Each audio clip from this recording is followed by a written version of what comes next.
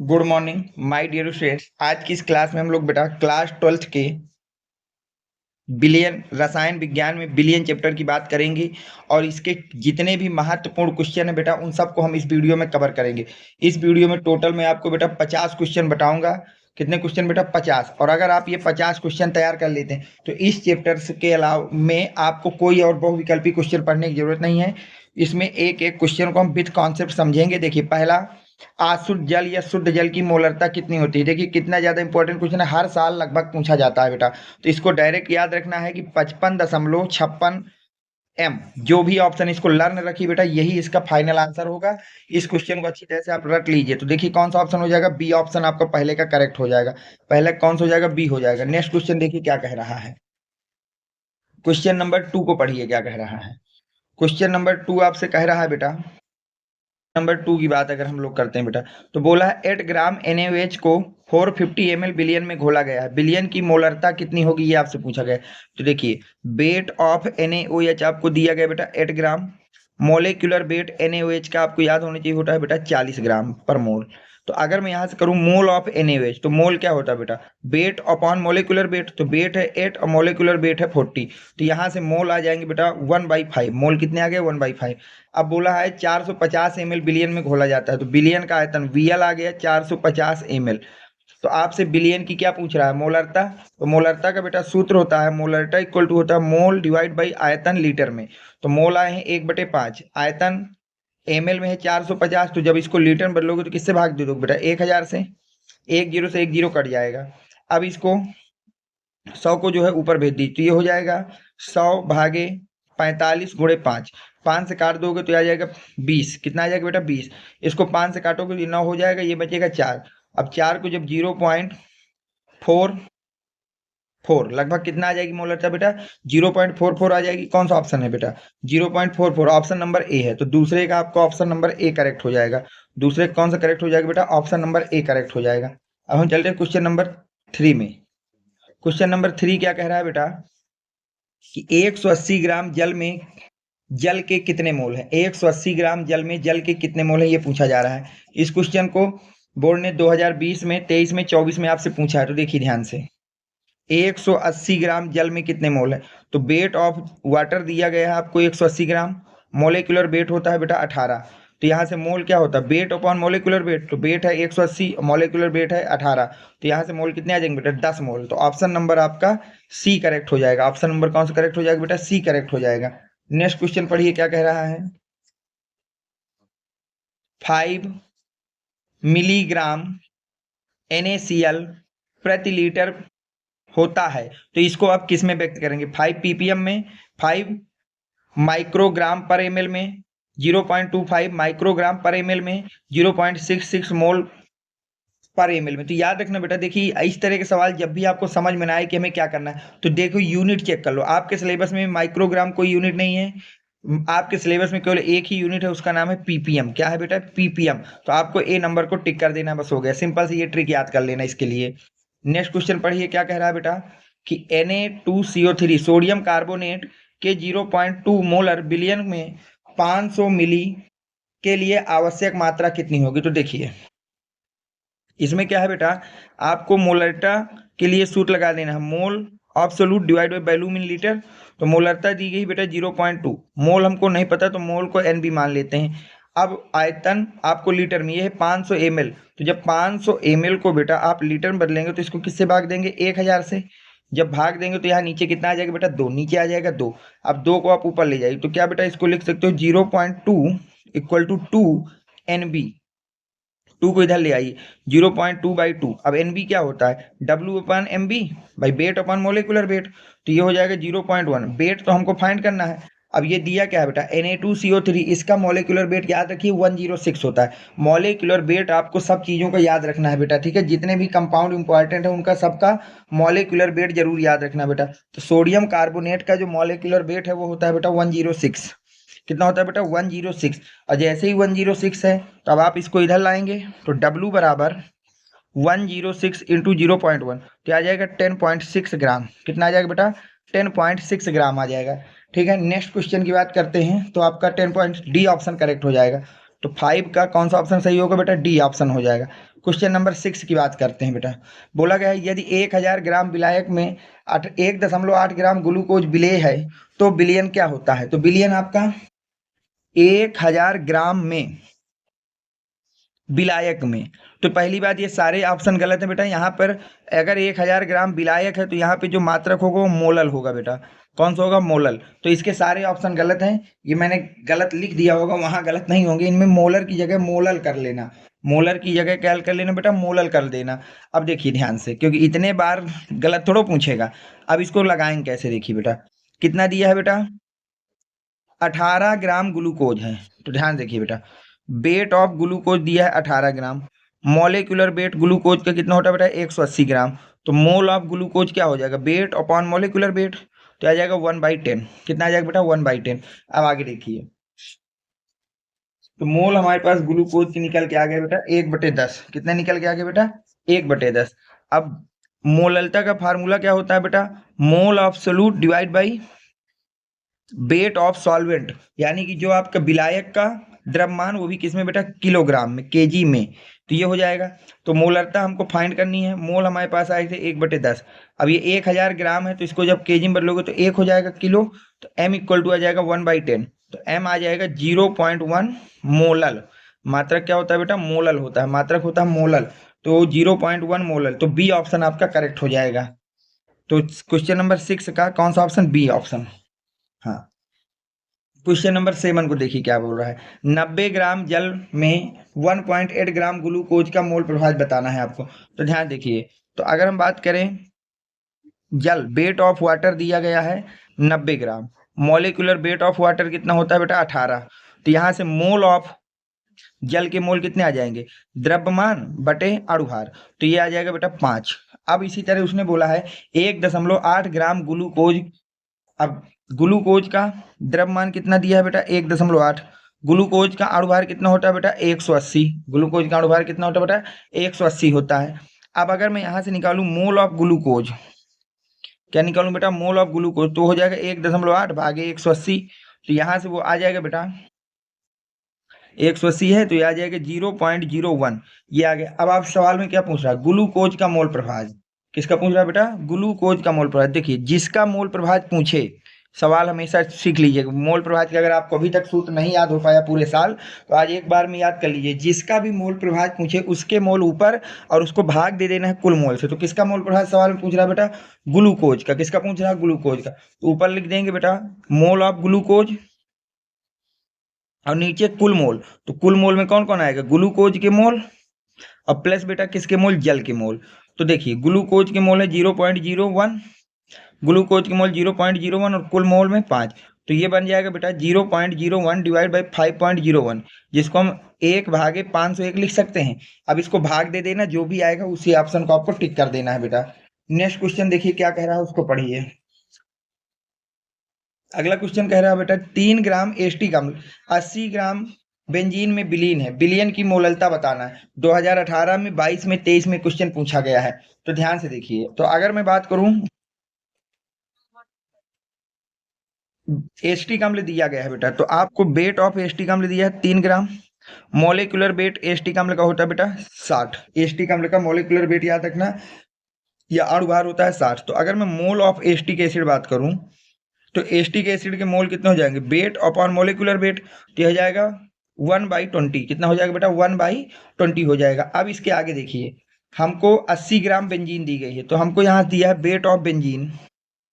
Benzene का द्रव्यमान दिया है वो भी कितना बेटा? 80 ग्राम। बेंजीन का द्रव्यमान दिया गया है वो भी कितना? 80 ग्राम। अब आपसे क्या पूछ रहा है बेटा? मोललता। मोललता को स्मॉल m से दिखाते हैं। मोललता का सूत्र क्या होता है? विलेय के मोल बटे विलायक का द्रव्यमान, वो भी किसमें बेटा? केजी में। NB बटे WA। तो NB विलेय क्या होता है? जिसकी मात्रा कम हो। तो बेंजीन 80 ग्राम, एस्टिक अम्ल 3 ग्राम, तो विलेय हो गया एस्टिक अम्ल। इसके मोल कितने आए? 1/20। वेट वो भी किसमें बेटा? द्रव्यमान को रखना है केजी में। तो ये तो 80 ग्राम है, 80 को भाग दे दोगे किससे? 1000 से।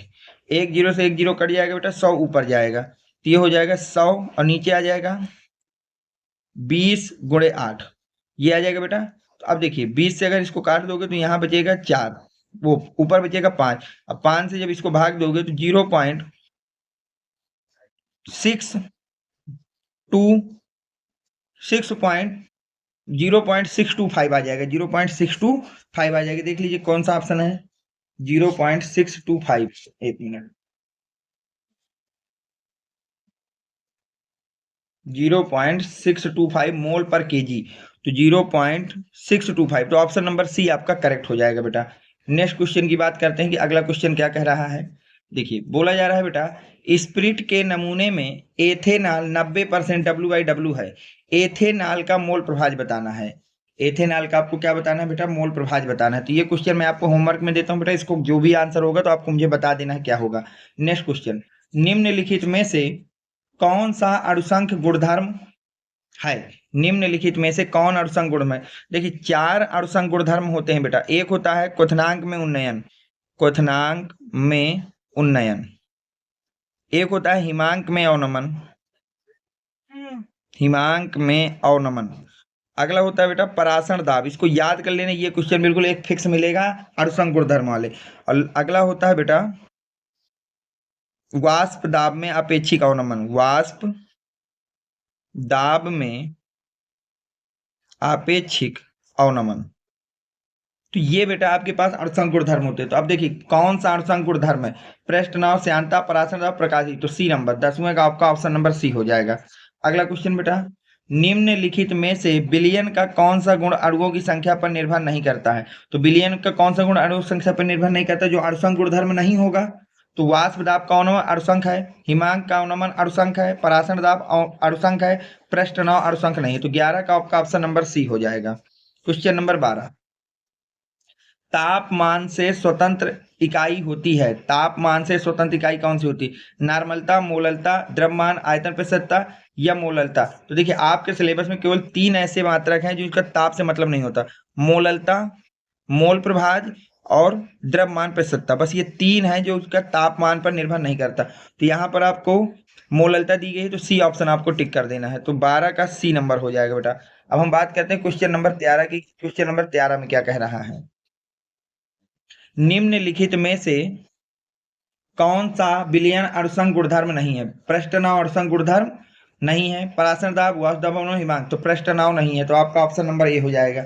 अणुसंख्य वाले सवाल देख लीजिए कितनी बार पूछा गया है, 4 ही अणुसंख्य है, इसके अलावा कुछ भी है वो अणुसंख्य नहीं है। अब पूछा जा रहा है बेटा, हिमांक का अवनमन सीधा समानुपात दर्शाता है विलयन के मोल अंश, विलयन की मोलरता, विलयन की मोललता और विलायक की मोललता। तो हिमांक का अवनमन क्या होता है बेटा, डेल्टा टी एफ, वो डायरेक्टली प्रोपोर्शनल किसके होता है, मोललता के, किसके होता है बेटा, मोललता के। तो ऑप्शन नंबर सी करेक्ट हो जाएगा। तो 14 का कौन सा ऑप्शन हो जाएगा बेटा, सी ऑप्शन करेक्ट हो जाएगा। अब हम चलते हैं नेक्स्ट क्वेश्चन पे। अगला क्वेश्चन क्या है और उसको कैसे तैयार करना है उसकी बात करते हैं। देखिए अगला क्वेश्चन कह रहा है 10% द्रव्यमान प्रतिशतता वाले ग्लूकोज के 200 ग्राम विलयन में ग्लूकोज की मात्रा। तो देखिए 10% W/W ग्लूकोज का विलयन है, ग्लूकोज का क्या है बेटा, विलयन है। एक मिनट,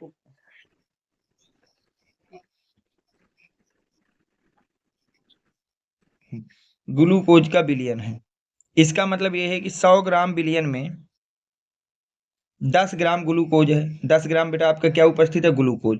तो अगर ये 100 ग्राम के विलयन में 10 ग्राम है, तो उसने किसने पूछा है, 200 ग्राम में। तो अगर 100 ग्राम में 10 ग्राम है तो 200 ग्राम विलयन में कितना हो जाएगा बेटा, 20 ग्राम। तो ऑप्शन नंबर कौन सा, सी ऑप्शन आपका करेक्ट हो जाएगा। तो 15 का कौन सा ऑप्शन, सी ऑप्शन आपका करेक्ट हो जाएगा। चलते हैं क्वेश्चन नंबर 16 में कि 16 क्या कह रहा है। देखिए अगला क्वेश्चन क्या कह रहा है बेटा, किस सूत्र द्वारा मोलल उन्नयन स्थिरांक Kb की गणना की जाती है। तो ध्यान से देखिए बेटा, डेल्टा टीबी इक्वल टू होता है केबी इंटू एनबी बटे डब्ल्यू ए। ठीक है, इसको आप क्या लिख सकते हैं बेटा, delta T B equal to K B, K B into N B को लिख सकते हैं डब्ल्यू ए बटे ओ डब्ल्यू बी बटे एम बी, और डब्ल्यू ए को लिख सकते हैं डब्ल्यू ए बटे 1000, क्योंकि इसको मैं ग्राम में बदल दे रहा हूँ, ये केजी में होता है, इसको मैंने किस में बदल दिया, ग्राम में। अब देखिए क्या यहाँ से आप लिख सकते हैं बेटा कि डेल्टा टीबी बराबर होगा केबी इंटू 1000 इंटू डब्ल्यू बी, और नीचे आ जाएगा बेटा एम बी इंटू डब्ल्यू। आपको किसका फार्मूला निकालना, के बी का। तो बाकी सब इस तरफ ले आऊं, तो जैसे ही इधर लाओगे बेटा तो आपके सामने आ जाएगा K B equal to delta T B into M B into W A, और नीचे आ जाएगा बेटा 1000 गुणे डब्ल्यू बी। ये आपके पास के बी का सूत्र आ जाएगा, मिला लो इसमें से। तो यम मोलल्टा कोई होना ही नहीं, एम बी ए है, ठीक है। डब्ल्यू जहाँ लिखा है, एम का मतलब एम बी से, डब्ल्यू का मतलब ये है, यानी कि यहाँ पे जो स्मॉल एम है वो एम बी है, स्मॉल डब्ल्यू डब्ल्यू बी है, और कैपिटल डब्ल्यू डब्ल्यू ए है। तो मिलाइए, एम बी, हाँ, तो ए ऑप्शन आपका करेक्ट हो जाएगा, बिल्कुल फिट है। अब हम चलते हैं नेक्स्ट में, अगला क्वेश्चन क्या कह रहा है उसको पढ़िए ध्यान से।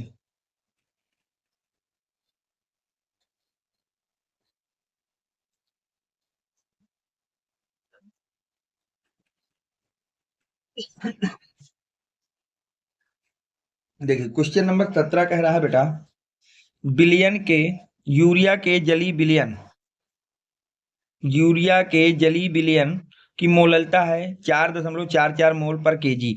बिलियन में यूरिया का मोल प्रभाज बताना है, बिलियन में यूरिया का क्या बताना है बेटा, मोल प्रभाज बताना है। तो ध्यान से देखिए कैसे लगेगा ये सवाल।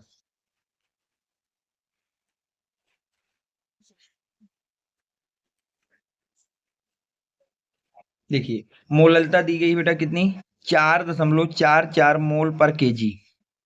तो लिखेंगे का मतलब है कि यूरिया के 4.44 मोल 1 किलोग्राम विलायक में उपस्थित है। ये तो मीनिंग हो गई बेटा मोलरता की, कि इसका मतलब है मोल पर केजी का, कि इतने मोल यूरिया उपस्थित है किसमें बेटा, 1 केजी विलायक में। यहां तक कोई डाउट नहीं है। अब ध्यान से देखिए बेटा, अब यहां से विलायक क्या है, जल, क्योंकि उसने बोला जली विलियन है, तो विलायक डब्ल्यू ए, विलायक को हमेशा डब्ल्यू ए से दिखाते हैं, तो वो आपके दिया है 1 केजी मतलब 1000 ग्राम। तो अगर मैं मोलिकुलर वेट की बात करूं विलायक के अणुभार की, तो जल का अणुभार कितना होता है, 18। तो यहाँ से अगर मैं बात करूं विलायक के मोल की, तो मोल क्या हो जाएगा, द्रव्यमान बटे अणुभार, जब भाग दोगे तो आ जाएगा 55.56। यहाँ तक सही है। अब हमको मोल प्रभाज किसका निकालना है, यूरिया का। तो सूत्र क्या होगा, मैंने क्या बताया, जिसका भी मोल प्रभाज निकालना हो तो हमें निकालना है यूरिया का। तो सूत्र हो जाएगा बेटा यूरिया के मोल, तो यूरिया के मोल कितने हैं, 4.44। और नीचे क्या होगा, कुल मोल, कुल मोल में क्या क्या आएंगे, यूरिया के मोल प्लस जल के मोल। तो यूरिया के मोल है 4.44 और जल के मोल है 55.56। जब इसको ऐड करेंगे तो 4.44, यहाँ हो जाएगा 60। ऊपर 2 अंक बाद दशमलव है, नीचे 2 अंक बाद दशमलव, तो ऊपर हो जाएगा 444 और नीचे हो जाएगा 60,000। नीचे कितना हो जाएगा बेटा, 6,000, नीचे हो जाएगा 6,000। अब इसको भाग दे लेना, जो भी आएगा वही आंसर हो जाएगा। कैलकुलेशन आप स्वयं से कर लेना बेटा। नेक्स्ट क्वेश्चन है, बोल रहा है H3PO4 में 1 मोलर बिलियन की नार्मलता कितनी होगी, 1 मोलर बिलियन की नार्मलता कितनी होगी। तो देखिए नार्मलता निकालना हो, अगर आपको मोलरता से क्या निकालना हो बेटा, नार्मलता।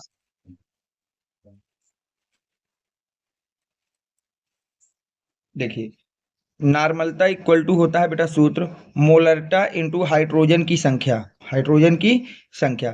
तो नॉर्मलता निकालना, मोलरता कितनी थी 1, हाइड्रोजन की संख्या कितनी 3। तो यहाँ से नॉर्मलता आ जाएगी बेटा आपके पास 3, नॉर्मलता कितनी आ जाएगी बेटा, 3 आ जाएगी। अब हम बात करते हैं क्वेश्चन नंबर 19 की। बोला जा रहा है 19 में बेटा कि 5 लीटर में के 2 मोलर NaOH बिलियन बनाने के लिए NaOH के कितने मोलों की आवश्यकता होगी। तो देखिए मोलरता का सूत्र क्या होता है, मोल बटे आयतन लीटर में बेटा। तो मोलरता दी है 2, मोल पूछा है और आयतन है 5, तो 5 को इधर ले आते हैं तो मोल कितना हो जाएगा बेटा 10। कितने मोल की आवश्यकता होगी बेटा 10, तो ऑप्शन नंबर ए हो जाएगा। 19 के बाद अब आ जाइए बेटा 21 में। अब 21 नंबर ये कह रहा है आपसे बेटा, ध्यान से पढ़िए 21 नंबर को, वायु में जल वाष्प मिश्रण किस प्रकार का विलयन है। वायु में जो जल वाष्प का मिश्रण है ये किस प्रकार का मिश्रण है, ठोस विलयन है, द्रव विलयन है, गैसीय विलयन है, इनमें से कोई नहीं। तो वायु में जल वाष्प, वायु में क्या है बेटा, जल वाष्प। तो ये इसमें जो आपका वायु जो है वो ज्यादा गैसीय विलयन है, कैसा विलयन है बेटा, गैसीय।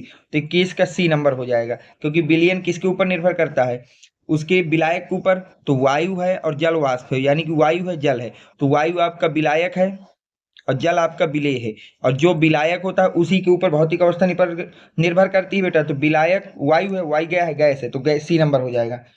नेक्स्ट, विलयन के मुख्य घटक क्या कहलाते हैं, केवल विलेय, केवल विलायक, विलेय एवं विलायक, इनमें से कोई नहीं। तो याद रखना बेटा विलयन के मुख्य घटक को हम लोग विलेय एवं विलायक कहते हैं, विलेय एवं क्या कहते हैं बेटा, विलायक कहते हैं। तो ऑप्शन नंबर सी हो जाएगा। नेक्स्ट क्वेश्चन की बात करते हैं बेटा, विलयन का वह घटक जिसकी मात्रा कम होती है क्या कहलाता है। देखिए विलयन है, ध्यान समझना बेटा, विलयन, इसके दो घटक होते हैं, एक होता है बेटा विलेय और एक होता है बेटा विलायक। एक होता है विलेय और एक क्या होता है बेटा विलायक। विलेय किसको कहते हैं बेटा, जिसकी मात्रा कम हो, मात्रा क्या हो बेटा, कम हो। विलायक किसको कहते हैं, जिसकी मात्रा ज्यादा हो, जिसकी मात्रा ज्यादा हो। तो ध्यान देखिए, बोला है बिलियन में वह घटक जिसकी मात्रा कम हो तो क्या कहलाता है, विलेय कहलाता है। तो ऑप्शन नंबर बी आपका हो जाएगा। नेक्स्ट क्वेश्चन, बिलियन की भौतिक अवस्था किस पर निर्भर करती है। अभी मैंने बताया कि बिलियन की भौतिक अवस्था विलायक पर निर्भर करती है। तो विलेय की भौतिक अवस्था पर, विलायक की भौतिक अवस्था पर, उपरोक्त दोनों पर, इनमें से कोई नहीं। तो विलायक की भौतिक अवस्था पर, तो बी ऑप्शन करेक्ट हो जाएगा। नेक्स्ट, बिलियन देखिए, अब विलयन क्या होता है, समांगी मिश्रण, विषमांगी मिश्रण, संगत मिश्रण, असंगत मिश्रण। तो याद रखना विलयन एक कैसा होता है बेटा, समांगी मिश्रण होता है। तो 25 का आपका ए नंबर आपका करेक्ट हो जाएगा। क्वेश्चन नंबर 26 बोला गया है सर्वाधिक क्वथनांक प्रदर्शित करने वाला जलीय विलयन है। ऐसा कौन सा विलयन जो सर्वाधिक क्वथनांक प्रदर्शित करेगा। देखिए ये वाले क्वेश्चन को करने का आप तरीका सीख लीजिए बेटा, क्योंकि ऐसे क्वेश्चन बहुत ज्यादा आपके सिलेबस में आते हैं। देखिए जब भी आपके सर्वाधिक का सवाल आए बेटा, तो आपको एक नंबर निकालना है, उस नंबर का नाम है एसपी नंबर।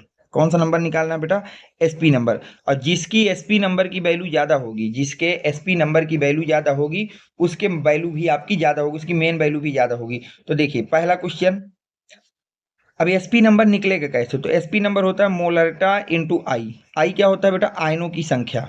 आई किसको कहते हैं बेटा, आयनों की संख्या। तो ध्यान से देखिए, पहला बोला है ग्लूकोज, ग्लूकोज के कोई आयन नहीं होते हैं, तो एसपी नंबर आ जाएगा 0.015 इंटू 1। तो ग्लूकोज का नंबर आ गया 0.015। अगला क्या है बेटा, KNO3। अब KNO3 पोटेशियम नाइट्रेट कैसे टूटेगा बेटा, K प्लस NO3 माइनस, तो नंबर ऑफ आयन हो गए 2। तो इसके लिए जब हम लोग एसपी नंबर निकालेंगे तो इसका एसपी नंबर कितना हो जाएगा, ध्यान देखिए एसपी नंबर। तो आपको मोलरता कितनी दी है, 0.01, और आयन की संख्या है 2, आयन की संख्या है 2, तो नंबर हो गया 0.02। अब हम आते हैं तीसरे में। तीसरा क्या है, यूरिया। यूरिया का मोल नहीं होता है क्योंकि यूरिया हमारा आयन में नहीं टूटता, तो इसका एसपी नंबर वही रहेगा जो इसकी मोलरता है। चौथा सोडियम सल्फेट, सोडियम सल्फेट है Na2SO4। ये कैसे टूटेगा बेटा, 2Na प्लस SO4-2। तो आयन की संख्या हो गई 3, आई हो गया कितना बेटा 3। तो अगर इसका एसपी नंबर निकालू 3 गुणे मोलरता कितनी 0.01, तो जब मल्टीप्लाई करोगे तो 0.03। अब बताइए कौन सी वैल्यू ज्यादा है, 0.1, 0.01, 0.02, 0.01, 0.03। तो ऑप्शन नंबर 4 आपका करेक्ट हो जाएगा, डी नंबर। ठीक, नेक्स्ट क्वेश्चन, दो द्रवों P तथा Q के वाष्प दाब क्रमशः इतने इतने हैं। P के 3 मोल तथा Q के 2 मोल मिलाने पर प्राप्त विलयन का कुल वाष्प दाब बताना। तो ध्यान से देखिए बेटा, ये आपका राउल्ट के नियम का सवाल है। तो आपको दिया है P का वाष्प दाब, तो P नॉट P दिया है आपको 80 और P नॉट Q आपको दिया है 60। तो मोल ऑफ P आपको दिया है बेटा 3 और Q के मोल दिए हैं आपको 2। तो अगर मैं मोल प्रभाज निकालूं P का तो क्या हो जाएगा, जिसका निकालना उसके मोल बटे टोटल मोल, तो 3 2 5। और अगर मैं मोल प्रभाज निकालूं Q का तो हो जाएगा 2 बटे 5।